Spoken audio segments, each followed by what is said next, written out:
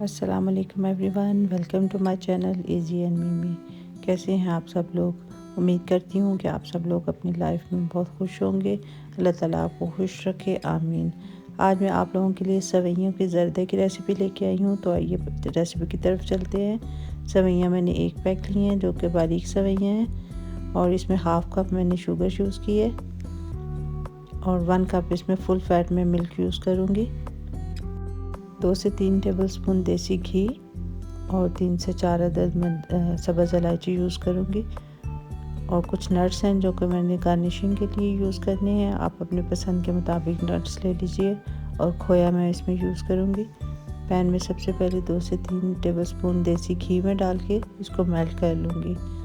जब घी अच्छी तरह मेल्ट हो जाएगा तो उसमें फिर मैं सब्ज़ इलायची डाल के इसको अच्छी तरह भून लूँगी। ये सेवइयाँ मैंने इसमें ऐड कर दी हैं। इसके बाद मैं 3 से 4 मिनट इसको बिल्कुल मीडियम फ्लेम पे फ्राई कर लूँगी। आंच हमने मीडियम ही रखनी है क्योंकि सेवइयाँ बहुत बारीक हैं। तेज़ आंच से ये बहुत जल्दी जल जाएंगी। ये हमारी सेवइयाँ फ्राई हो चुकी हैं। अब इसमें मैं दूध ऐड कर दूँगी जो कि 1 कप है, और ये फुल फैट मिल्क है। इसको मिक्स करने के बाद मैं इसमें चीनी ऐड कर दूँगी। बस चीनी के पानी में और इस दूध में आलमोस्ट सेवइयाँ गल जाएंगी। ये चीनी मैंने हाफ़ कप इसमें यूज़ की है। आप कम या ज़्यादा अपने टेस्ट के अकॉर्डिंग कर सकते हैं, लेकिन मेरे हिसाब से हाफ़ कप चीनी जो है वो इसके लिए बिल्कुल परफेक्ट है। अब इसको अच्छी तरह मैंने मिक्स कर लिया। इनको मिक्स करने के बाद मैं इनको कवर कर दूँगी।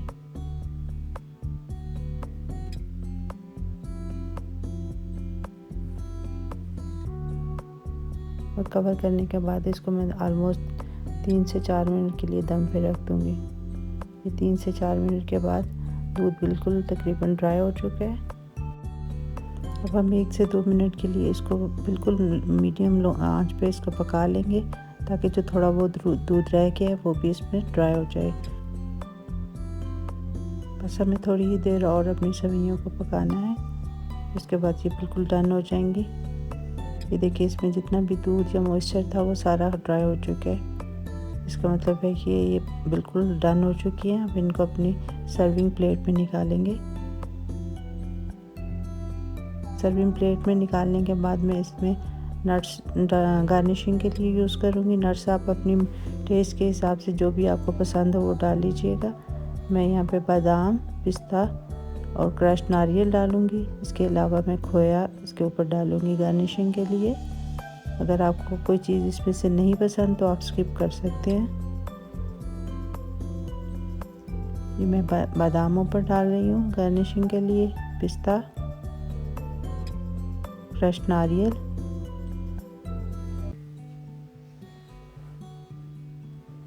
और अब मैं इसके ऊपर खोया डालूँगी। और ये हमारा मज़ेदार से सेवइयों का ज़र्दा रेडी है। आई होप कि आपको पसंद आया होगा। जब भी आपका दिल करे झटपट कोई मीठा खाने को, आप इस रेसिपी को ज़रूर ट्राई कीजिएगा। आई होप कि आपको ज़रूर पसंद आएगी। अगर आपको मेरी आज की रेसिपी अच्छी लगी तो प्लीज़ मुझे कमेंट करके ज़रूर बताइएगा, और लाइक, शेयर और कमेंट ज़रूर कीजिएगा। दुआ में याद रखिएगा। अल्लाह हाफिज़।